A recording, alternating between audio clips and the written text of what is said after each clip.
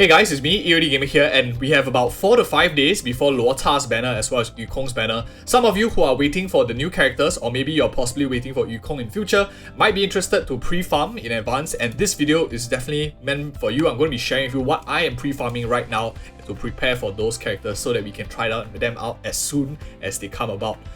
I don't exactly talk about leaks on this channel, but I will just point you in the right direction as to what I think as well. So first things first, the stuff that we can prepare, I'm going to mention. And stuff that you can't prepare will probably be stuff like his signature Lightcone that you're planning to get and stuff like that. For both characters, you just want to get a good amount of EXP materials. You can do this now, just have a healthy amount to take them up. I probably will take them up to 70 or 71. I probably won't push all the way to 80, as I talked about a bit in my character leveling guide as well on the channel, why I prefer to keep characters at 70 or 71. This is no different, especially when I need to push up 2 characters. Lightcone EXP, I think not as important unless you're planning to get to his signature Lightcone and leveling his signature up on day 1. You can prepare his Lightcone right now as we speak as well, even before it's launching. This is just a guess, an intellectual guess. There are no new bosses teased so far that is going to come out in the second half, and this is the only imaginary boss that is available. Some of you quicker ones might know that Lightning actually has 2. I think this is one of them, and there's another one for Lightning as well. Other than that, tracers, you can farm these now as well. Get this up as quickly as you can. I haven't done much farming for this yet, but I'll definitely be doing more. I'm going to need tons of this. I do have a little bit of this like whale box here that helps me supplement a little bit, so I'm going to be counting on that to give me any excess resources that I can. You can go online and search for more information, but for me, I don't want to follow leaks. I don't talk about leaks on this channel officially, but I'm going to just prepare them equally as well. As you can see, I have 9 here, 7 here, more or less good enough. And you can do some overworld farming to get more of these materials as well. Right now, for Lightcones, I'm going to be talking about both of them separately as well. Let's talk about Luocha first. For Luocha, I think I'm going to be using Time Waits for No One as the 5-star if I don't get his 5-star early. The other options I think that you can use for Luocha would be Quid Pro Quo, which gives good amounts of energy each time Luocha takes a turn. And this is going to be useful because he's going to be building for a little bit more speed anyway, as he likes to lag through his turns to get his passive off cooldown so he can do more passive healing as well. This synergizes with his kit quite well too. The interesting one for a longer term will be perfect timing if you don't have Quick Pro Pull. This is interesting because it's not only gives you effect rest, but it also scales off of effect rest, giving you outgoing healing on top of that, which is very useful I think in the later game when monsters start having a lot more debuffing. Having more effect rest on your healer and your cleanser is going to be super important, but for the near term, like within the next 1 to 2 months, maybe not as valuable, but that's just like some off the top of my head thoughts as well. Let's talk about Luocha first, and then we will go into Yukong's entire kit later on as well. This is my proxy for Luocha right now. I'm just putting everything on Ireland. For now, I am using a 2-piece fleet of Ageless and a 4-piece Wastelander of Banditry. Let's talk about Wastelander of Banditry, which is possibly more of the easy option. There are multiple options that you can choose. You can choose to run, for example, a 2-piece Passerby of Wandering Cloud. I don't find the 4-piece very useful, especially for longer drawn out fights, since you only get 1 skill point and that's it. There are much better alternatives, and I think a lot of the 2-piece gives better value than this 4-piece. So if you need more healing, I think this is a good avenue to go. You can also go for a 2-piece Musketeer of Wild Wheat combo, so you can do like this and this if you don't have that much time to farm relic gear. I think it's also a very good option. He scales off with attack, and his healing also scales off with attack, which makes a Musketeer of Warwick pretty generalistic set to use. You can go for the 4-piece as well if you want just a little bit more speed by 6% increase. I think it works fine if you are especially running maybe outgoing bonus body as well. I think it's going to be pretty good. But why I'm using a 4-piece Wastelander of Banditry, I want him to do a little bit more than just healing and supporting the team by cleansing and removing enemy buffs. I want him to also do a little bit more damage, a little bit more break on the enemies, so I built him a little bit more for damage for here. It's tough to get imaginary damage other than like the Planisphere, so I don't mind finding it here. The crit rate, crit damage is also very difficult to find for a character who largely doesn't care or doesn't want to build too much in terms of crit main stats. There are a lot of other main stats that he prefers to use. So that is why I'm going with this. I'll talk about the substats and what I'm aiming for in a little bit. I mean the main stats I'm focusing on in a little bit. But let's talk first about the Fleet of Ageless. I think this is a pretty interesting one to talk about. Let's go into this synthesis menu here where we can see like everything all at once much more clearer. So Fleet of the Ageless, why do I like this so much?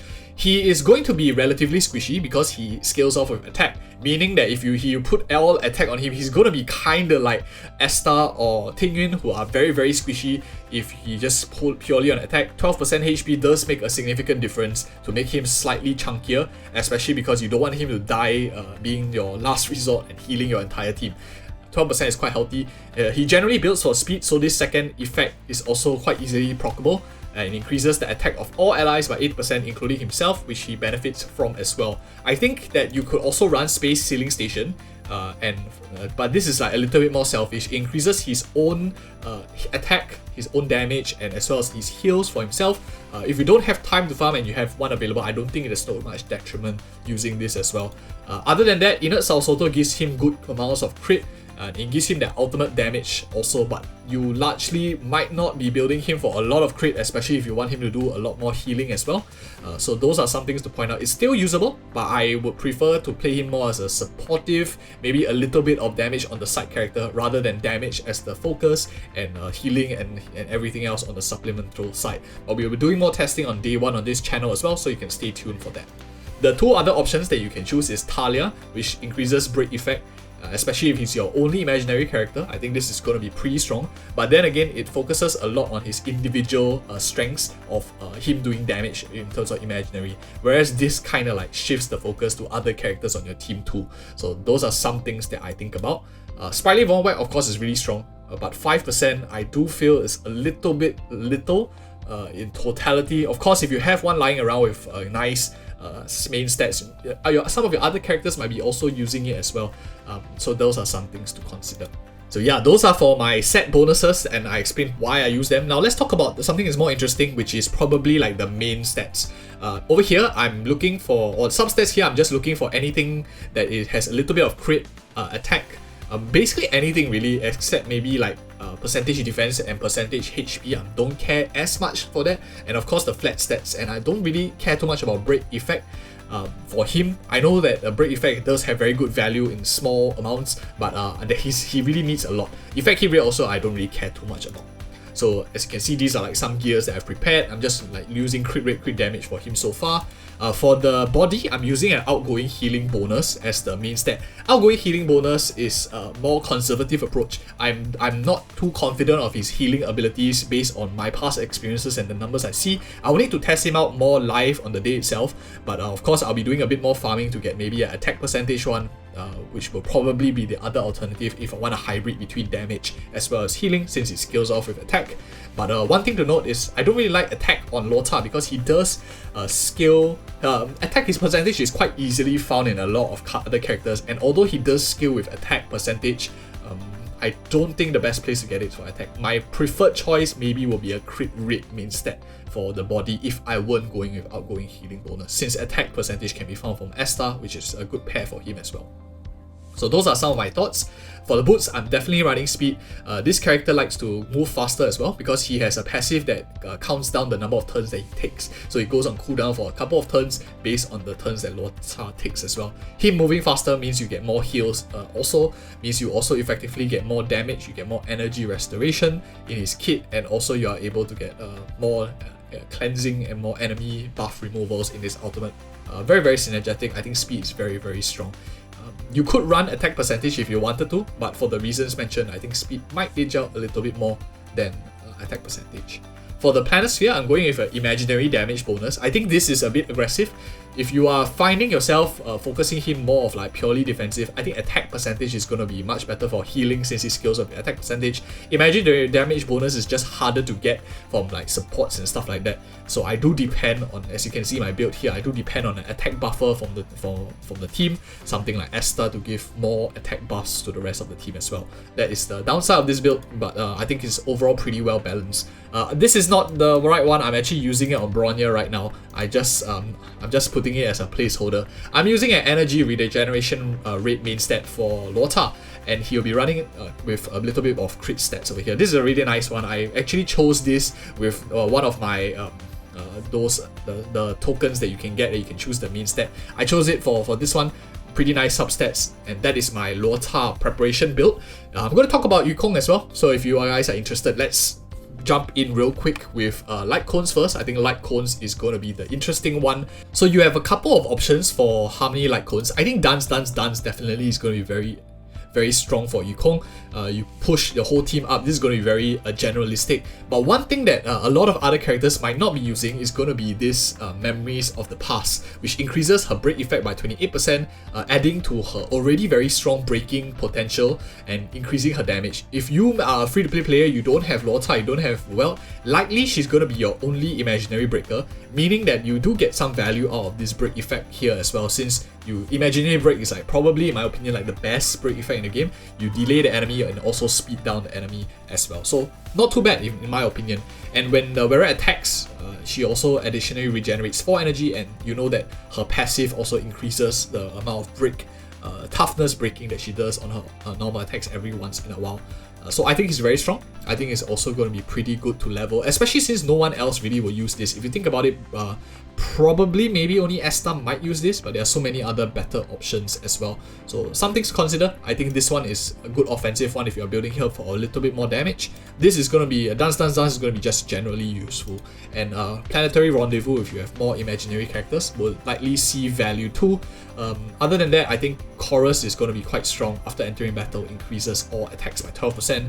Very good, especially if like you heard the first part about Luocha. Likely, if you're following that similar build, you might lack a bit of attack. This is going to help out in a little bit. I'll go more in like full depth once she releases. These are just some of my initial thoughts as well. Don't want to make this video too long because it's like 2 characters already, so it's going to be naturally a little bit longer than normal. Okay, and as for relics for Yukong, I think that what I'm going to be choosing, I don't have it like prepared on anyone yet. I will definitely be doing it in the upcoming days, but I'll just let you hear some narration. I will probably be going with Fleet of the Ageless to give just a bit more buffing to the rest of the team. I do like to run my characters on Fleet of the Ageless quite often, especially the supportive characters, to just give even more support to the rest of the team. I might be going with energy regeneration rate here. I have an extra one here on Esta. Planisphere here, I'm probably going to be using imaginary damage bonus for the same set. So I'm going to be like switching around Luocha as well as Yukong's one, just back and forth. For boots, and for the main stat for these 4 over here, I'm probably actually going to be running Musketeer of Wild Wheat.